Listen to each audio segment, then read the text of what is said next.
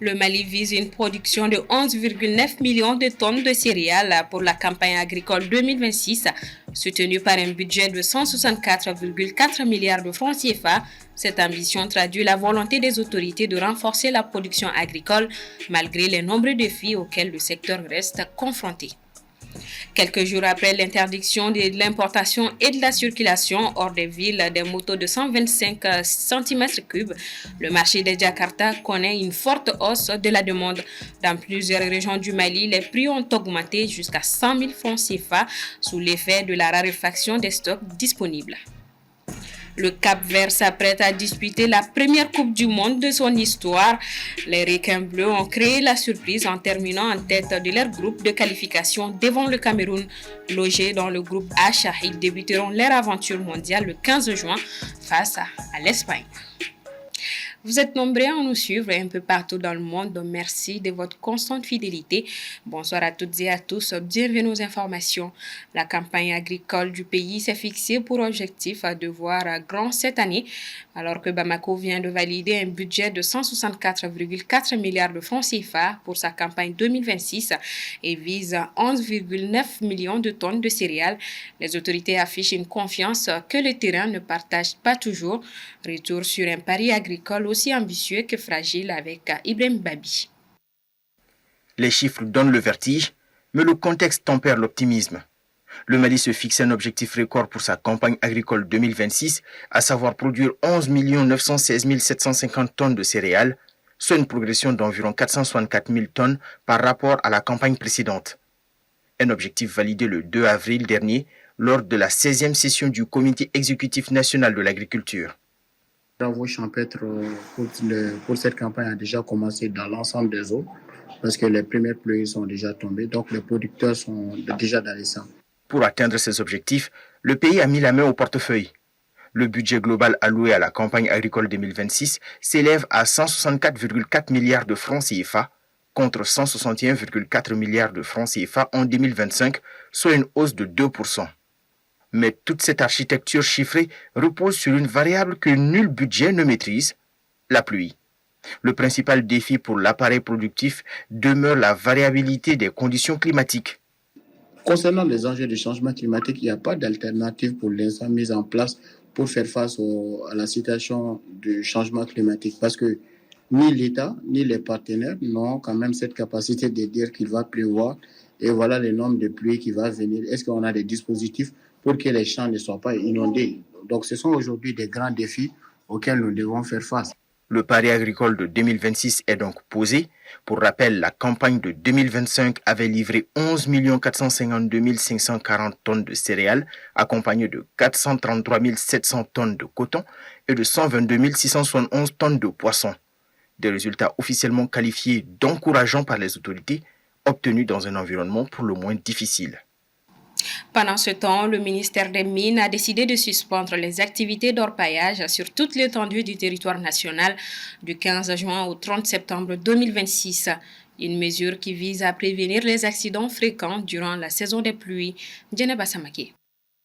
Le compte à rebours est lancé pour les orpailleurs du Mali. À partir du 15 juin prochain, les sites d'orpaillage devront cesser leurs activités jusqu'au 30 septembre.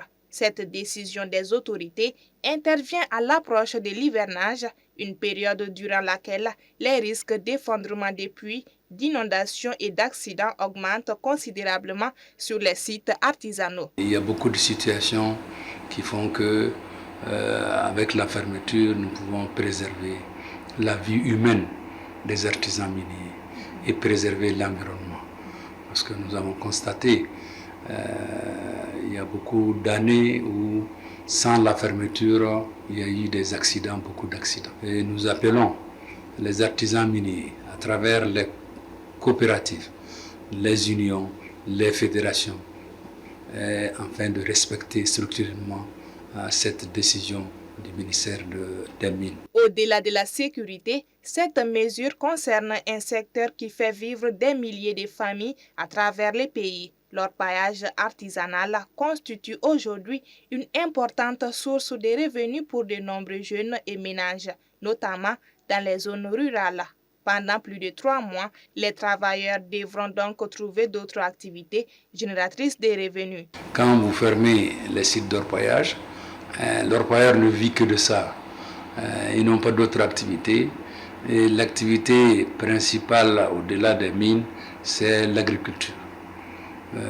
L'agriculture, des fois, on est là en train de faire des campagnes afin que les gens, pendant cette période de fermeture, puissent s'orienter vers l'agriculture, sinon des activités de substitution qui peuvent faire que les femmes et les hommes puissent vivre avec ces activités. Les ministères des Mines appellent les autorités administratives, les collectivités, les organisations de la société civile ainsi que les exploitants à veiller au respect strict de cette décision. L'objectif est d'éviter les pertes en vies humaines et de permettre une reprise des activités dans de meilleures conditions après l'hivernage. Quelques jours après l'interdiction par le gouvernement de l'importation et de la circulation en dehors des villes, des motos, des cylindrés 125 cm3, le marché de Jakarta connaît une forte pression. Dans plusieurs régions du Mali, la demande a considérablement augmenté, entraînant une hausse des prix pouvant atteindre 100 000 francs CFA. À Sikasso, comme dans plusieurs localités du pays, la forte demande et la faiblesse des stocks disponibles alimentent cette tendance. Abdelaziz Haïdara.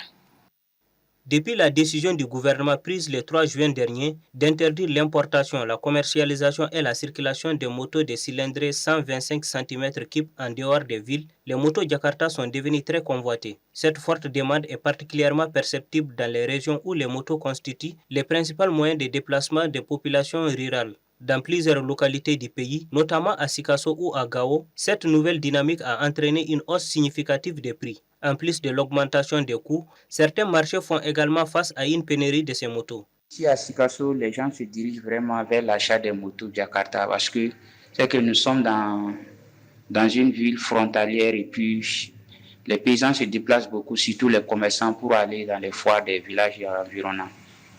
Donc rien que il y a un mois de cela, la moto était jusqu'à 450, quelque chose comme ça. Et aujourd'hui, nous sommes à 500 et quelques mille. Voilà. Parce que quand tu arrives dans le marché, c'est ce qu'on te dit. Selon les acteurs du secteur, cette flambée des prix s'explique principalement par les retards dans l'importation de ces nouvelles motos.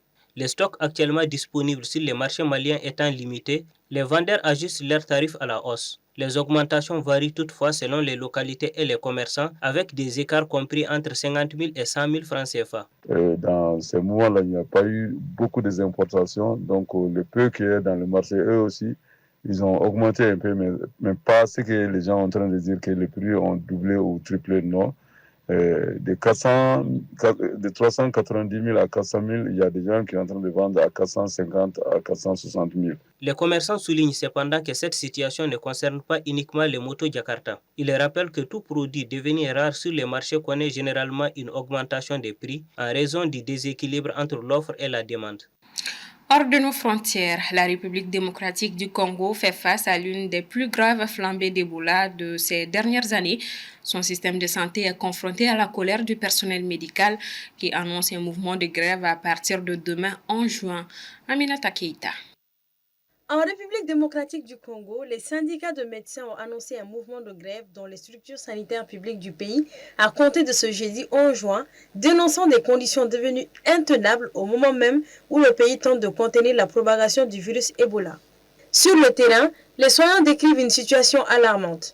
Plusieurs établissements manquent de matériel de protection essentiel, notamment des bottes, des visières, des gants et des solutions désinfectantes.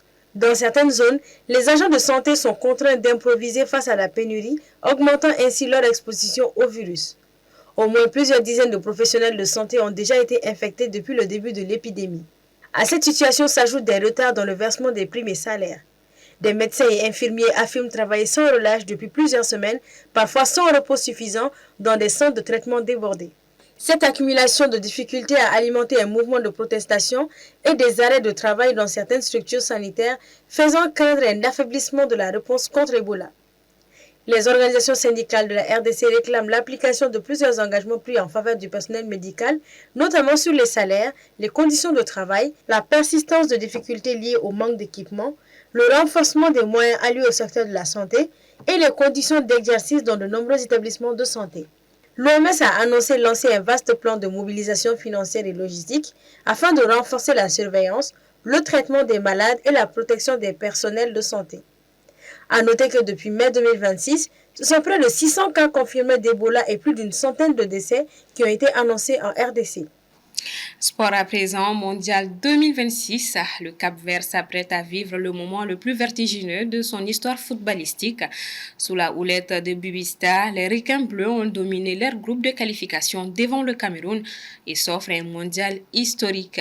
Logés dans la poule H, ils entreront à lice le lundi 15 juin face à l'Espagne, nous dit Ismaël Afani. Le Cap-Vert signe l'une des plus belles trajectoires du football africain sur la dernière décennie. Malgré une population d'à peine 500 000 habitants, les Requins bleus ont su s'imposer parmi les nations qui comptent sur le continent africain.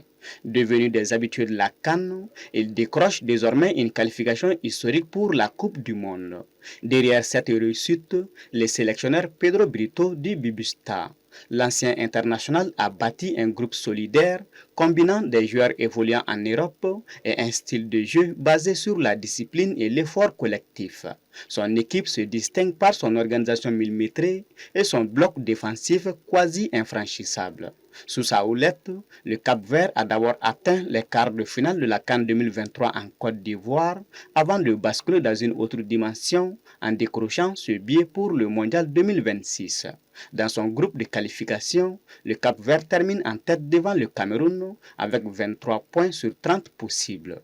Il n'a concédé qu'une seule défaite en 10 matchs et c'était lors du déplacement à Yaoundé.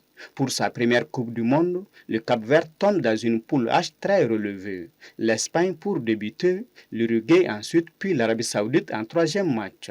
Néanmoins, avec la formule élargie à 48 équipes, où les 2 premiers et les 8 meilleurs troisièmes accèdent au 16e de finale, le Cap-Vert a toutes les raisons de croire en ses chances s'il parvient à négocier les matchs décisifs.